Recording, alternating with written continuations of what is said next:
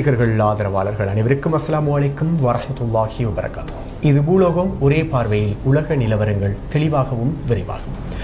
உங்களை நாங்கள் வளமையாக பூலோகம் நிகழ்ச்சியில் சந்தோஷமாக மகிழ்ச்சியோடும் நாங்கள் சந்திப்போம். இன்று உடல் ரீதியாக நாங்கள் ஆரோக்கியமாக இருந்தாலும் மனது ரீதியாக சற்று கவலையோடு சந்திக்கின்றோம். காரணம், பர்மாவில் இடம்பெறுகின்ற மனித குலத்துக்கு எதிரான படுகொலை தொடர்பான தொகுப்போடு நாங்கள் இன்று உங்களை சந்திக்கின்றோம். இந்த தொகுப்போடு என்னோடு இன்று இணைந்து கொள்கிறார் சகோதர நிகழ்ச்சி தொகுப்பாளர் MSM சுஜா. அஸ்ஸலாமு அலைக்கும் சுஜா. வலைக்கும் அஸ்ஸலாம் நஹியான். ரசிகர்கள் அனைவருக்கும் அஸ்ஸலாமு அலைக்கும் வரஹ்மத்துல்லாஹி வபரகாத்துஹு.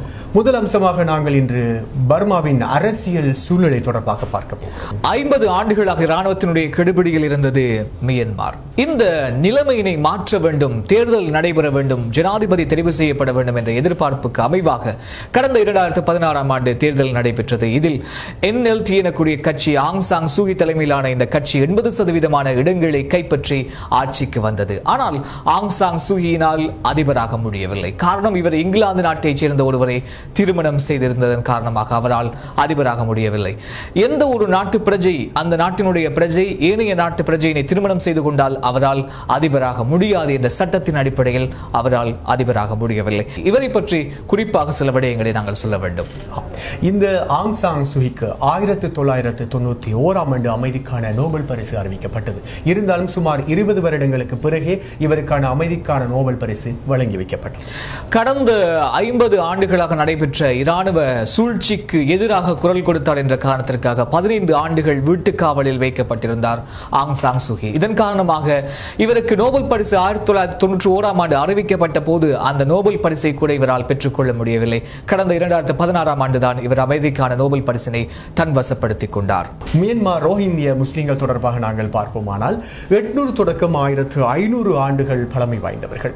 சுமார் 15ஆம் நூற்றாண்டில் இருந்து இவர்கள் இந்த மியன்மார் நாட்டிலே வாழ்ந்து வருகிறார்கள் என சொல்லப்படுகிறது.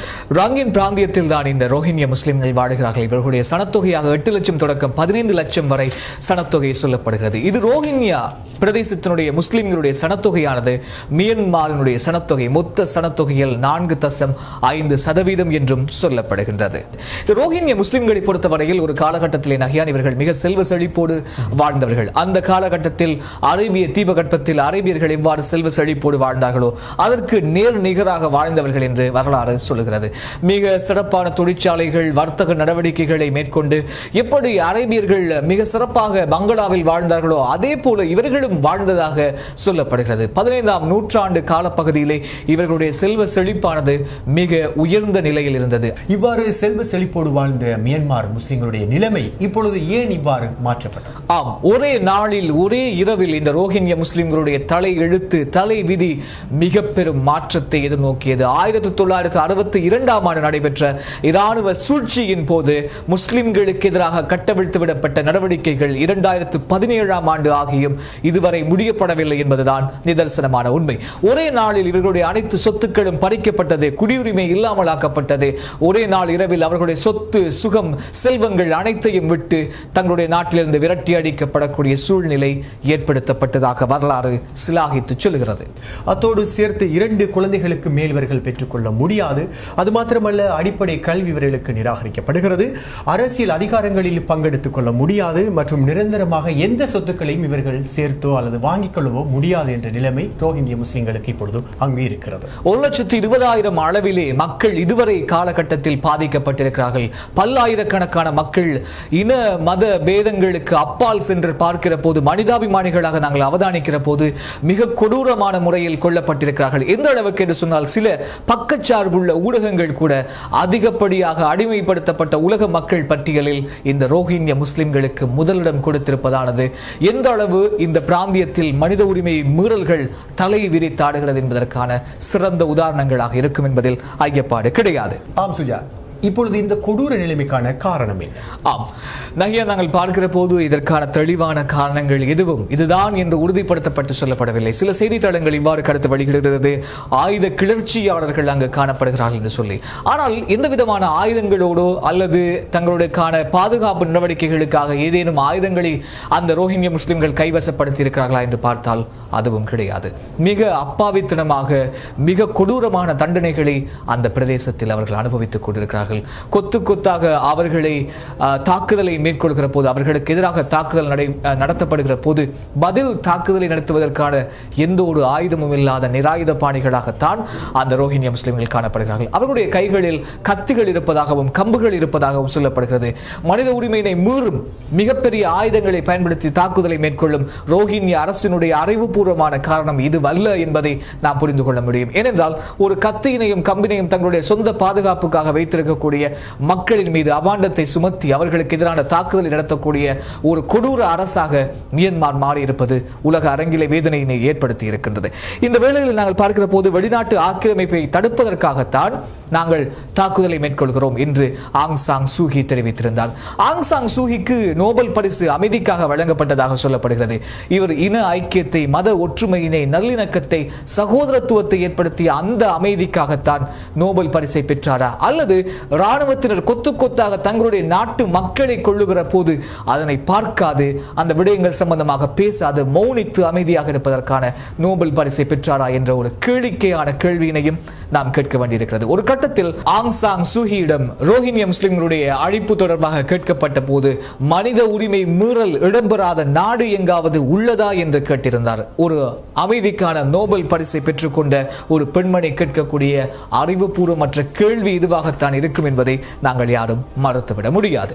இந்த நிலைமையிலே நாங்கள் நிறைய விடயங்களை பார்க்கலாம் சுஜா. அதாவது ரோஹிங்கியா பகுதியிலே பாதுகாப்பு கடமையில் ஈடுபட்டிருக்கின்ற மியான்மர் இராணுவத்தினால் குழந்தைகள் துண்டு துண்டாக வெட்டப்படுகிறார்கள். சில பெண்கள் கற்பழிக்கப்படுகிறார்கள். அது மாத்திரமல்ல, முதியவர்கள் வீடுகள் எல்லாம் எரிக்கப்பட்டு அவர்கள் காடுகளிலும் மலைகளிலுமே தங்கி இருக்கின்ற நிலைமையை நாங்கள் பார்க்கிறோம். இது மனிதாபிமானத்துக்கு எதிரான மிகப்பெரிய அடக்குமுறை. இது நீ அவதானிக்கின்ற போது ஒவ்வொரு ஈரமுள்ள இதயமும் ஒரு கணம் கலங்கித்தான் ஆகும். ஏனென்றால் அப்பாவித்தனமாக அந்த மக்கள் தங்களுடைய சொந்த நாட்டை, கிட்டத்தட்ட 1500 ஆண்டுகள் பழமை வாய்ந்த தங்களுடைய பிரதேசத்தை விட்டு எந்த விதமான பாதுகாப்போ உரிமையோ இல்லாமல் விரண்டோடுகின்ற காட்சிகள் சமூக வலைத்தளங்களில் பெரும் பரபரப்பையும் அதிர்வலையினையும் ஏற்படுத்தியிருக்கிறது. இது தொடர்பாக உலக நாடுகள் என்ன நிலைமையிலே இருக்கிறது? உலக நாடுகள் வளமை போன்றுதான் நகையார், அறிக்கையை மட்டும் விட்டு அமைதியாக இருந்து கொண்டே இருக்கிறது. ஐநா நாடுகள் உட்பட அமைப்பு உட்பட அனைத்து நாடுகளும், கோஃபி அன்னான் கூட அண்மையில் ஒரு அறிக்கையை விட்டிருந்தார்.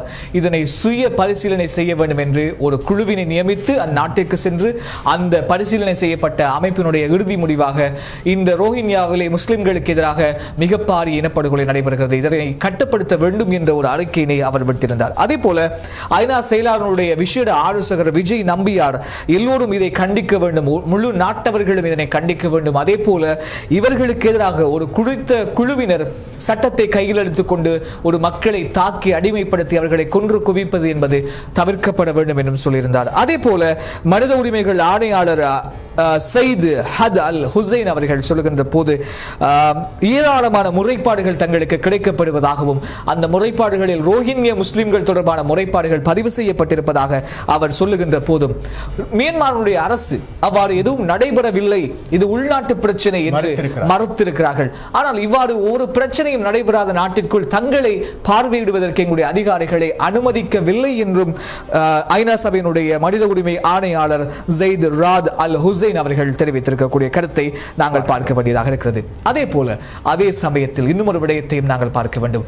உள்நாட்டு உட்பூசல்களில் மாத்திரம்தான் நம்முடைய முஸ்லிம் நாடுகள் கவனம் செலுத்திக் கொண்டிருக்கிறது. மேலத்தைய முஸ்லிம் நாடுகள் தொடர்பாகவோ கீழைத்தைய முஸ்லிம் நாடுகள் தொடர்பாகவோ எந்த ஒரு கவனத்தையோ கண்டிப்பையோ இதுவரை வழங்கவில்லை. மியான்மர் முஸ்லிம்களுக்கு எதிரான ஆதரவு குரலினை அடிப்படையிலேயே இவர்கள் வழங்கியிருந்தால் இந்த அளவு தூரம் இந்த பிரச்சனை வலுப்பெற்றிருக்காது என்பதுதான் நிதர்சனமான உண்மை. அந்த அடிப்படையில் பார்க்கிற போது எந்த ஒரு அரேபிய நாடுகளோ முஸ்லிம் நாடுகளோ இதுவரை இது தொடர்பான கண்மூடித்தனமான செயல்பாட்டில் இருப்பதை இப்பொழுதாவது நிறுத்திக் கொள்ளவே இல்லை.